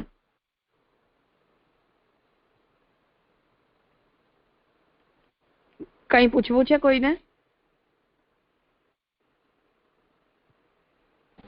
રાજા, આ સાપેક્ષ વાળી વાત છે ને, પાછળનું તો સમજાયું પણ સાપેક્ષ વાળા છે ને એ વાત નથી. આગળનું પેરેગ્રાફ થોડો ઓછો સમજાયો. એનો તાત્પર્ય એ છે કે દ્વૈત અને અદ્વૈત આ બંને શબ્દોનો પ્રયોગ ઓલવેઝ કોન્ટેક્સ્ચ્યુઅલી જ હોય છે, સસંદર્ભ હોય છે. મને જે સંદર્ભમાં દ્વૈત સમજવું હોય હું એ સંદર્ભમાં દ્વૈતનો ઉપયોગ કરતી હું છું. જેમ વૃક્ષના જ એક્ઝામ્પલમાં જોઈ લો કે મને તમને એવું પ્રૂવ કરવું છે કે એક જ ઝાડ છે, તો મેં મારા કન્સેપ્ટને પ્રૂવ કરવા માટે એવું કહી દીધું કે ઝાડ એક હોય છે, પર એ ઝાડની અંદર અનેકતા રહેલી છે. આ વાતને તો મેં એ સમય નથી બોલી, કેમ કે મારે તમારી સામે દ્વૈતને પ્રૂવ નથી કરવું, અદ્વૈતને જ પ્રૂવ કરવું છે. તો મેં મારા કોન્ટેક્સ્ટમાં કે મારા સંદર્ભના વિચારથી મારે અત્યારે જે રીતનું ડિસ્કશન કરવું છે એના બેસિસ ઉપર મેં આ બંને શબ્દોનો પ્રયોગ કર્યો છે. પણ દરેક જ્ઞાનની અંદર અભાવ પ્રતિયોગી હોય એને જ જ્ઞાન કહેવાય છે. એટલે મને જ્યારે અભાવનું જ્ઞાન નથી હોતું ત્યારે મને કોઈ વસ્તુના ભાવનું પણ જ્ઞાન નથી. ભાવ એટલે સત્તા, સત્તાનું પણ જ્ઞાન નથી હોઈ શકતું.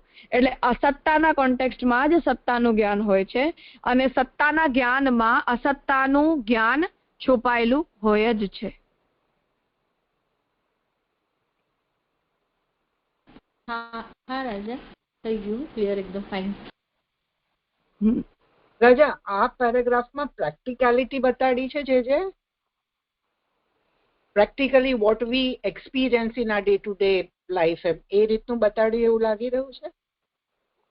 એ તો છે જે પોઈન્ટ, પણ અલોંગ વિથ ધેટ શ્યામકાકાજી એ વાત ડિસ્કસ કરવા માંગી રહ્યા છે કે જ્યારે પણ આપણે આ પ્રકારે દ્વૈત અને અદ્વૈતના વિચાર કરતા હોઈએ ત્યારે એવા જળ બુદ્ધિ સાથે આપણે ન બેસી જવું જોઈએ કે આ વસ્તુ આ જ રીતે હોય કે આ વસ્તુ તો આવી જ હોય.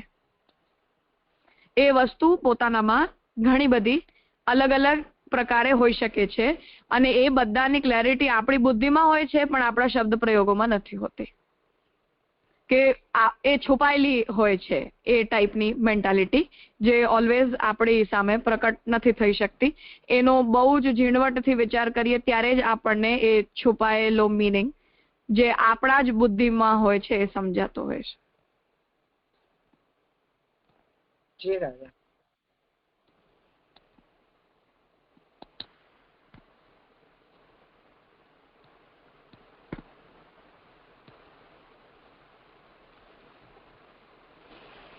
जब द्वैत और अद्वैत प्रत्यय इतरेतर अत्यंता भाव के रूप में वस्तु संवादी प्रत्यय सिद्ध नहीं होते तो इनके द्वंद्वों को स्वतो व्याहृत सिद्ध करने की आवश्यकता नहीं रह जाती है. એટલે દ્વૈત અને અદ્વૈત આ બંને શબ્દો એકબીજાના અત્યંતા ભાવના રૂપમાં વસ્તુ સંવાદી પ્રત્યય જ્યારે સિદ્ધ નથી થતા તો આ બંનેના દ્વંદ્વો એકબીજાનાથી જ કપાઈ જાય છે એવું સિદ્ધ કરવાની જરૂર નથી રહી જતી. એટલે દ્વૈતના હોવાથી અદ્વૈત કેન્સલ્ડ જ છે કે અદ્વૈતના હોવાથી દ્વૈત તો નદારદ જ છે એવું ઓલવેઝ નથી હોતું. वस्तु संवादी अनुभूति में गोचर होते द्वैत और अद्वैत बहुत ही लचीले सापेक्ष प्रत्यय हैं. એટલે આપણી અનુભૂતિમાં દ્વૈત અને અદ્વૈત આ બંનેનું એક્સપિરિયન્સ બહુ જ વધારે કોમ્પ્લેક્સ્ડ નથી પણ કોન્ટેક્સ્ચ્યુઅલ છે અને આપણી દ્રષ્ટિભેદ ઉપર ડિપેન્ડ કરે છે. शाखा प्रत्यय दृष्टा द्वैत और शाखा पत्रमान वृक्षरूप अवयवी दृष्टिया अद्वैत एकता यह सर्वजन स्वानुभव सिद्ध प्रत्यय है. શાખા અને પાંદડાઓની તરફ આપણે દ્રષ્ટિ રાખીએ તો એ દ્વૈત છે અને શાખા અને પત્રો વાળો અવયવી વૃક્ષ આવી દ્રષ્ટિ આપણે રાખીએ તો અદ્વૈત છે. આ પ્રકારમાં આ જે આપણો એક્સપિરિયન્સ છે આ ટાઈપના એક્સપિરિયન્સમાં દ્વૈત અને અદ્વૈત બંનેની અનુભૂતિ આપણી દ્રષ્ટિ જેવી હોય એના ઉપર ડિપેન્ડ કરે છે. એટલે મને જે જોવું હતું એ મેં જોયું, એના બેઝિસ ઉપર મને દ્વૈત અને અદ્વૈતનું જ્ઞાન થયું, પણ જેની દ્રષ્ટિ દ્વૈતની હોય એને દ્વૈત દેખાય, જેની દ્રષ્ટિ અદ્વૈતની હોય એને અદ્વૈત દેખાય. सुवर्ण तन निर्मित आभूषण के बीच में भी यदि आत्यंतिक अद्वैत होता तो सभी सुवर्णकारों को भूखे मरना पड़ता. इसी तरह सुवर्ण और तन निर्मित आभूषणों में आत्यंतिक द्वैत होता तो आभूषण का मूल्य सुवर्ण मूल्यानुपाती क्यों माना जाता. સુવર્ણ અને એના બનેલા આભૂષણોના વચમાં અગર અદ્વૈત હોત તો સુવર્ણકારોને મારે પૈસા આપવાની જરૂર જ નથી, કેમ કે સોનું અને ઘરેણા એક જ હોય છે, તો જે પણ ઘરેણા હોય બધા મારા સાબિત થયા, એના ઉપર સુવર્ણકારની સત્તા ન રહી જાય. એવી જ રીતે સુવર્ણ અને એના બનેલા આભૂષણોમાં જો સર્વથા દ્વૈત હોત તો આભૂષણોનું મૂલ્ય સુવર્ણ મૂલ્યાનુપાતી ન હોત. એટલે સોનાનો ભાવ શું ચાલે છે એના બેઝિસ ઉપર આપણે સોનાથી બનેલા ઘરેણાનો ભાવ વિચારતા હોઈએ છીએ. તો આમાં જેમ સુવર્ણ અને એનામાંથી બનેલા આભૂષણ એ બંનેમાં દ્વૈત પણ છે અને અદ્વૈત પણ છે, એવી જ રીતે દરેક સ્થાન ઉપર કોન્ટેક્સ્ચ્યુઅલી दृष्टिभेदથી द्वैत અને अद्वैतનો વિચાર થાય છે. इसे गणित की भाषा में कहें तो यह तादात्म्य न तो 10 = 0 सम शून्यवादी अद्वय है और न 2 - 1 = 1 सम केवलाद्वैतवादी अद्वैत है. એટલે હવે આને 1 = 0 આવું પણ શૂન્યવાદી અદ્વય પણ નથી અને બે માંથી એકને માઇનસ કરો અને જે એક બચે એ જ અદ્વૈત આવું કેવલાદ્વૈતવાદી પણ નથી. 2 - 1 મતલબ બે જગત અને બ્રહ્મ, એમાંથી એક જગતને મિથ્યા કહીને માઇનસ કરો તો એક બચ્યો બ્રહ્મ, એટલે એ તાદાત્મ્ય એ બ્રહ્મ એકમેવા દ્વિતીય. આવું 1 = 0 આવું શૂન્યવાદી અદ્વય પણ બુદ્ધની જેમ નથી. यह 1 = अनंत अनंत = 1 है. वस्तु दृष्टया एक द्रव्य का अनेक नाम रूपों में व्याकरण है तथा बोध दृष्टया अनेकता में एकत्व का अनुदर्शन. એટલે વસ્તુ દ્રષ્ટિથી એક જ દ્રવ્ય અનેક નામ રૂપોમાં બને છે અને આપણા બોધની દ્રષ્ટિથી જગતની દેખાતી બધી જ અનેકતામાં આપણે એકત્વને સમજીએ છીએ. અનુવાદ में मूल बाधित नहीं होता. એટલે જ્યારે એ બ્રહ્મ જગતના રૂપમાં થાય છે ત્યારે એનું મૂળ બાધિત નથી થતું.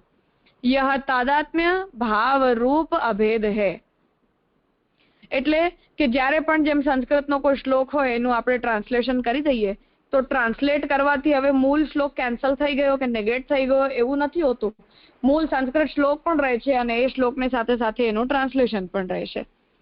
આ જે તાદાત્મ્ય છે એ ભાવરૂપ અભેદ છે, જેને વાચસ્પતિ ભામતી तदन्यत्वाधिकरण में अनन्यत्वम इति न अभेदम ब्रूम किंतु भेदम व्यासे धाम कहकर अभेद पद દ્વારા અભિહિત કરતે हैं. એટલે ત્યાં એને એ રીતે શંકરાચાર્યજીના જ ભામતીકારે સમજાવ્યું છે કે અનન્યત્વ નો મતલબ શું? જગત બ્રહ્મથી અનન્ય છે એટલે જગત બ્રહ્મથી અલગ નથી. ન અન્ય ઇતિ અનન્ય, અલગ નથી. આમાં અનન્યત્વનો મતલબ અભેદ નથી, કિંતુ ભેદમ વ્યાસે ધામઃ એટલે પણ જે ભેદ છે એ એની સાથે રહેલો અભેદ છે. આવું કહીને અભેદ પદ દ્વારા એમણે ત્યાં આ શબ્દનો ઉપયોગ સમજાવ્યો છે.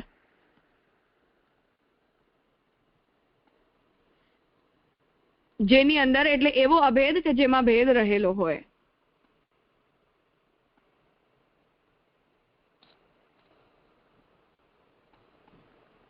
કઈ પૂછવું છે કોઈને?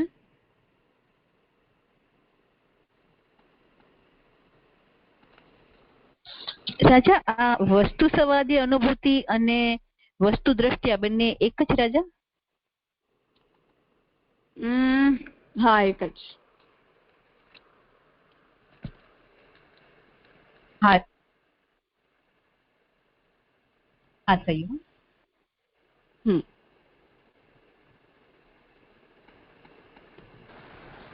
राजा प्रणाम. અહીંયા જે લખ્યું છે કે अनुवाद में मूल बाधित नहीं होता, तो ये पूर्णमिदम पूर्ण એનાથી સમજી શકાય? હા જી રાજા.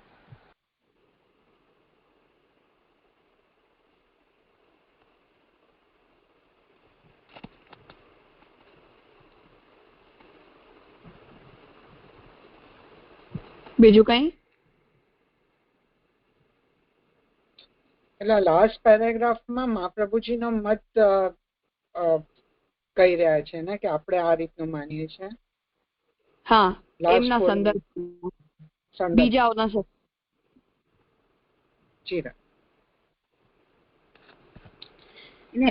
ભેદ સહિતનું અભેદ કહી શકાશે? હા હા જી રાજા. પ્રણામ રાજા.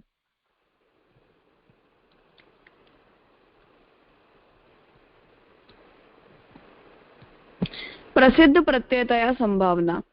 इस तादात्म्य रूप अभेद को ब्रह्म एवं जगत के बीच कोई मान्य करे या न करे, पर केवलाद्वैतवादियों को भी माया तथा माइक जगत को तो मान्य करना ही पड़ता है. अन्यथा ब्रह्म ज्ञान से माया निवृत्त होने पर भी माइक जगत निवृत्त नहीं हो पाएगा. હવે આ તાદાત્મ્ય રૂપ જે અભેદ છે જગત અને બ્રહ્મની વચ્ચે, એને શંકરાચાર્યજી માન્ય કરે કે ન કરે, પણ માયા અને માઇક જગતની વચ્ચે તો આવા જ તાદાત્મ્યને એમણે માન્ય કરવું જ પડે છે. નહીં તો જ્યારે બ્રહ્મ જ્ઞાન થાય ત્યારે માયા નિવૃત્ત થાય તો માયાની સાથે સાથે માઇક જગત પણ નિવૃત્ત થઈ જાય, આવું એ નહીં કહી શકે, કેમ કે એ બંનેની વચ્ચે તાદાત્મ્યને એક્સપ્લેન કર્યા વગર બંનેનું એક સાથે નિવર્તન પોસિબલ નહીં રહી જાય. इसी तरह केवलाद्वैतवादियों को भी परमेश्वर तथा उसके गुणकृति के बीच यह तादात्म्य स्वीकारना ही पड़ता है.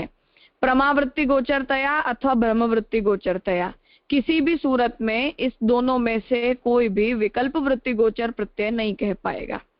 તો કેવલાદ્વૈતવાદીઓને પણ ભગવાન અને ભગવાનની ગુણ અને કૃતિઓની વચ્ચે આવું જ તાદાત્મ્ય એક્સેપ્ટ કરવું પડે છે, કેમ કે બ્રહ્મને જ્યારે સત્યમ જ્ઞાનમ અનંતમ કહેવાયું ત્યારે સત્ય જ્ઞાન અને અનંત આ બ્રહ્મના ત્રણેય ગુણ છે એમને સ્વરૂપ લક્ષણ તરીકે શંકરાચાર્યજીએ સ્વીકાર્યું જ છે, નિર્ગુણ બ્રહ્મના લક્ષણ તરીકે.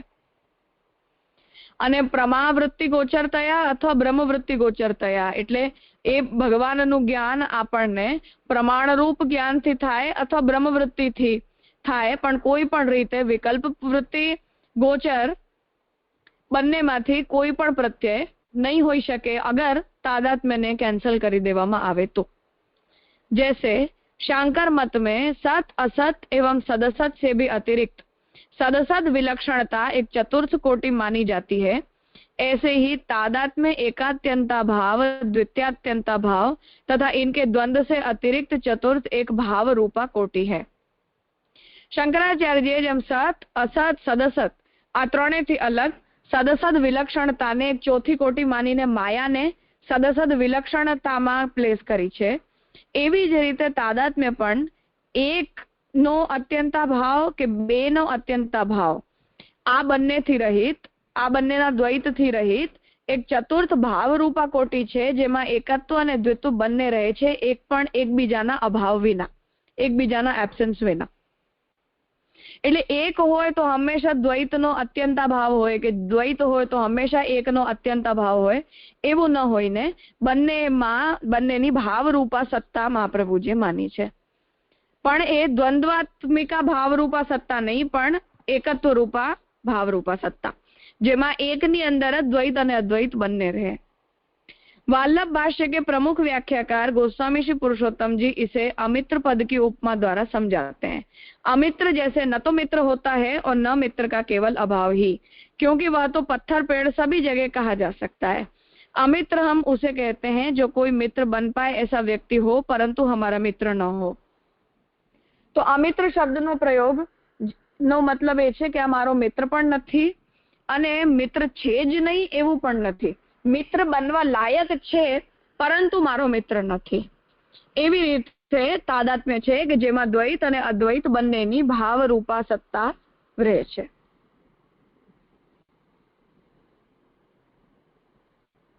રાજા, હા, હિતેનને ક્વેશ્ચન છે, એમને હેન્ડ રેઝ કર્યો છે, આપે એમને મ્યુટ કરવા પડશે. ઓ હા, સોરી, એમને કોલ એક તમારા નામથી બે હોય છે, હિતેનભાઈને કહ્યું એમના નામથી લોગિન કર્યા કરે. Okay okay. આમાં બંનેમાં સ્વાતિ સ્વાતિ જ દેખાય છે એટલે એમનો ફોન હતો. હા હા, વાંધો નહીં. હા, એ જેવી રીતે આપે સમજાવ્યું ને એ રીતે થોડું એને આ રીતે સમજાય છે કે જે દ્વૈત અને અદ્વૈત એ બંને મૂળમાં તો વિરુદ્ધ ધર્માશ્રય વાળા શબ્દો હોવા છતાં પણ જેમ અહીંયા જે સમજાવ્યું કે किन्हीं दो के विरोधाभास में ही किसी वस्तु में उसके एक होने का प्रत्यय उत्पन्न होता है, अन्यथा स्वतः एवं नहीं. जे शांकरे पण न છે એકમ તત અન્ય દ્વિતીયમ કુત સ્યાદ એ રીતે સમજાવ્યું. તો એ રીતે આખું સમજવાનું છે. એટલે બંને જે આમ આપણે કીધું કોન્ટેક્સ્ચ્યુઅલ અને રિલેટિવ ટર્મિનોલોજી છે, કરેક્ટ? હા હા. અને બીજું જે આ વ્યાવર્ત્ય દ્રષ્ટિ જે છે એ આ મનુસ્મૃતિની જે દાર્શનિક ધારણાના સંદર્ભમાં જે છે આખો જે ચારે ચાર પોઈન્ટ અથવા તો જે દ્વૈતના સ્વગત સજાતીય વિજાતીય ભેદ સમજાવે એ સંદર્ભમાં એ મીન્સ મનુની દાર્શનિક સંદર્ભમાં વ્યાવર્ત્ય છે ને. એટલે શ્યામજી આ બધી જ વાતોને અહીં ઇમ્પોઝ કરીને અને પછી મનુસ્મૃતિના ફિલોસોફિકલ કોન્ટેક્સ્ટને તાદાત્મ્યવાદી પ્રૂવ કરશે. અચ્છા, એટલે મનુનો પણ તાદાત્મ્યવાદી દ્રષ્ટિકોણ હશે, આગળ આવશે એ પ્રમાણે. હા, એટલે એ આ પૂર્વમેકના રૂપમાં બેઝ ક્લિયર કરી રહ્યા છે. જી રાજ. Okay, fine, thank you. પ્રણામ.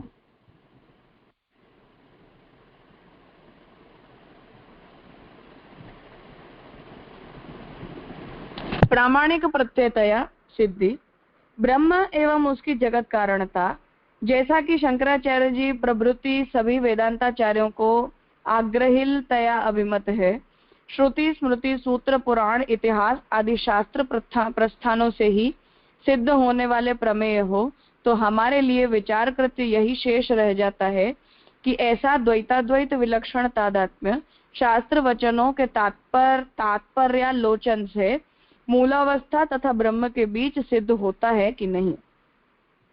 प्रस्तुत प्रसंग में अतएव वह मनुस्मृति के वचनों की खींचतान बिना की गई सीधी व्याख्या से सिद्ध होता है कि नहीं. એટલે હવે અહીંયા વિચારણીય વિષય એ છે કે બ્રહ્મ અને બ્રહ્મની જગત કારણતા. શંકરાચાર્યજી વેદાંતાચાર્યો જેટલા પણ છે બધાને ब्रह्म कोई ना कोई रीते कारणतया मान्य छे, भले विवर्तोपादान बनता होय કે મહાપ્રભુજીના મત પ્રમાણે વસ્તુતઃ કારણરૂપ બનતા હોય, but what ever the way it is, પર બ્રહ્મ કારણ છે. અને શ્રુતિ સ્મૃતિ આગે બધા જ શાસ્ત્રોથી બ્રહ્મ પ્રમેયતયા સિદ્ધ પણ છે. હવે અહીં વિચારણીય વિષય એટલો રહી જાય છે કે જે દ્વૈતાદ્વૈત વિલક્ષણ તાદાત્મ્ય મહાપ્રભુ જે માન્યું એ શાસ્ત્ર વચનોના તાત્પર્યાલોચનથી મૂલાવસ્થા અને બ્રહ્મની વચ્ચે સિદ્ધ થઈ શકે છે કે નથી થઈ શકતું. અને પ્રસ્તુત પ્રસંગમાં મનુસ્મૃતિના જે વચનો છે એમાં કોઈ પણ પ્રકારની લક્ષણા કર્યા વિના કે એ વચનોમાં કોઈ પણ પ્રકારનું પરિવર્તન કર્યા વિના આ જ તાદાત્મ્યને આપણે મનુસ્મૃતિ દ્વારા સમજી શકીએ છીએ કે નહીં, આ અહીં વિચારણીય વિષય છે, સબ્જેક્ટ છે આ આલેખનો.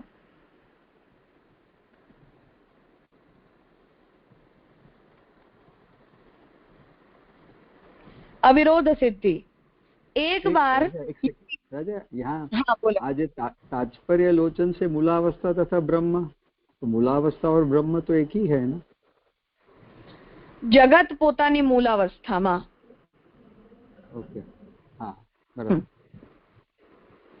અહીંયા શંકરજીએ મૂલાવસ્થા શબ્દનો પ્રયોગ ઉત્પત્તિ પૂર્વ જગતની સ્થિતિ માટે કર્યો છે. हाँ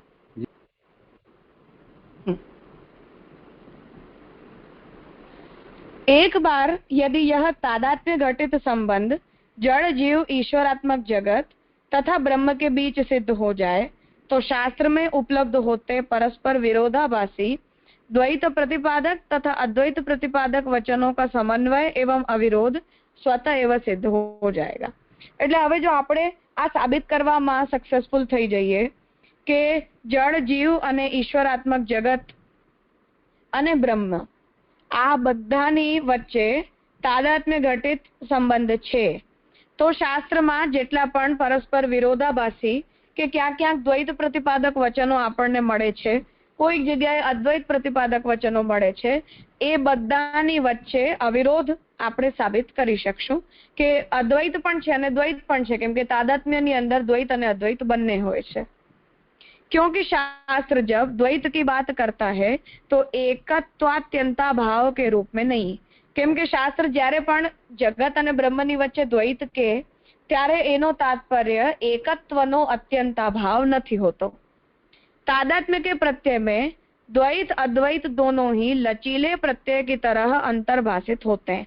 કેમ કે તાદાત્મ્ય શબ્દનો જ્યારે આપણે પ્રયોગ કરીએ કે તાદાત્મ્યનું જ્યારે આપણને જ્ઞાન થાય ત્યારે દ્વૈત અને અદ્વૈત બંને ફ્લેક્સિબલ જ્ઞાનના સાધનોના रूपમાં આપણને સમજાય છે. अतः किसी भी वचन की व्यर्थ ही गौणार्थ कल्पना मूलक व्याख्या के अपराध से भी बचा जा सकेगा.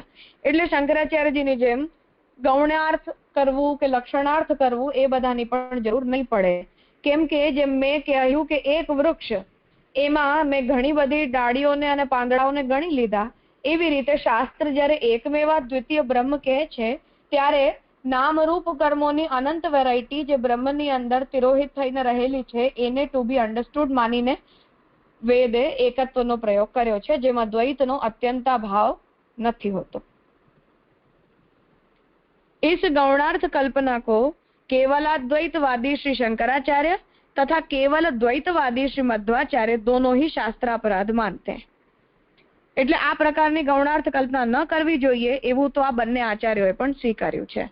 अपि च क्वचित् गौणः शब्दो दृष्टः न च एतावता शब्द प्रमाण के अर्थे गौणी कल्पना न्याय सर्वत्र अनाश्वास प्रसंगात.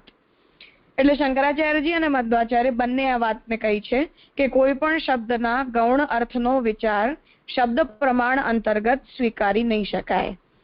एकस्यापि शब्दस्य गौणार्थ स्वीकृतौ सतां महति जायते लज्जा यत्र तत्र अखिला रवाः अमुख्यार्था इति वदन् यः तन्मार्गानुवर्तिनां कथं न जायते लज्जा वक्तुं शाब्दत्वम् आत्मनः.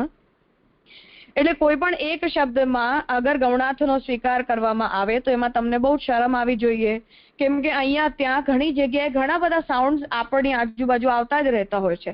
એ બધા જ અવાજમાં, બધા જ સાઉન્ડમાં ગૌણાર્થ, મુખ્યાર્થ, અભિધાર્થ, લક્ષણાર્થ આટલા બધા વિચાર તો આપણે નથી કરતા. જે વ્યક્તિ જેવું બોલ્યો એવું માનીને આપણે ચાલતા હોઈએ છીએ. તો ત્યારે અગર આપણને શરમ નથી આવતી તો પછી જે શબ્દ પ્રયોગ શાસ્ત્રની અંદર કરવામાં આવ્યા છે એમાં આપણે ગૌણાર્થ કેમ કરવું જોઈએ? તો આ વાતમાં શ્યામકાકાજી એ સમજાવવા માંગી રહ્યા છે કે એક બાજુ અદ્વૈતવાદી શંકરાચાર્ય છે જેમને દ્વૈત બિલકુલ માન્ય નથી, બીજી બાજુ મધ્વાચાર્યજી છે જેમને દ્વૈત માન્ય છે, અદ્વૈત બિલકુલ માન્ય નથી. પણ આ બંને આચાર્યોએ જ્યારે શાસ્ત્ર વચનોના ગૌણાર્થને એક્સેપ્ટ નથી કર્યું તો તાત્પર્ય એ છે કે ગૌણાર્થ કર્યા વિના શાસ્ત્રના મૂળ શબ્દથી કે મૂળ વાક્યથી જે પણ અર્થ નિષ્પન્ન થતું હોય એ આ બંને આચાર્યોને માન્ય હોવું જોઈએ. એટલે મનુસ્મૃતિમાં જે પણ ફિલોસોફિકલ સબ્જેક્ટ ડિસ્કસ કરવામાં આવ્યો છે એમાં ગૌણાર્થ કર્યા વિના અગર આપણને તાદાત્મ્ય સમજાઈ રહ્યું હોય તો શંકરાચાર્યજી અને મધ્વાચાર્યજી બંનેને એ તાદાત્મ્ય સ્વીકૃત હોવું જોઈએ, કેમ કે ગૌણાર્થ વિના એ તાદાત્મ્ય ડિરાઈવ કરવામાં આવ્યું છે.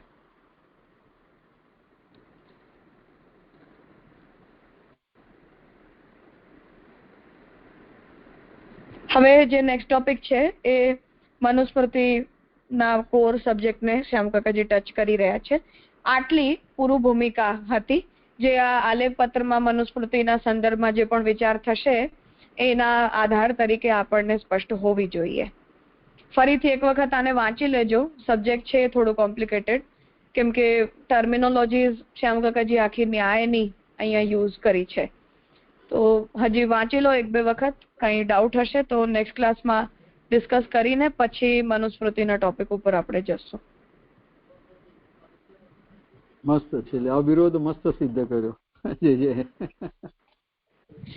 ના એટલે આ આઈ મીન પ્રેક્ટિકલી પણ દ્વૈત અને અદ્વૈતને આપણે કેવી રીતે ડીલ કરીએ છીએ ત્યાંથી લઈને અને શાસ્ત્ર સુધી આ સબ્જેક્ટ ગયો. સો ક્વાઇટ ઇન્ટરેસ્ટિંગ. ફ્લો બહુ સરસ છે સબ્જેક્ટ. બહુ ફ્લો સરસ છે.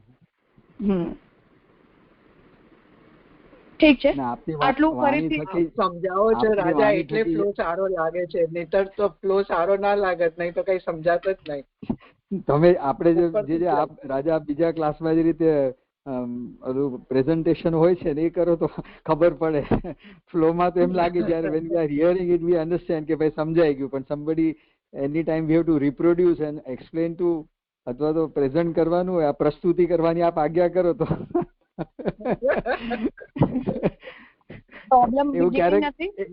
એવું ક્યારેક રાખો રાજા. શાસ્ત્રીય લેંગ્વેજનો જે યુઝ છે ને એ થોડો ડિફિકલ્ટ જાય છે.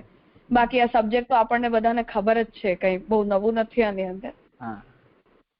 ટર્મિનોલોજીસ ના કારણે થાય છે, એ તો અભ્યાસથી થઈ જશે. થોડું જેમ સાંભળવાની આદત હોય એવી રીતે વાંચવાની પણ એક હેબિટ ડેવલપ થઈ જાય પછી એમ વક્તાનો ભાવ લેખકનો સમજાતો થઈ જાય.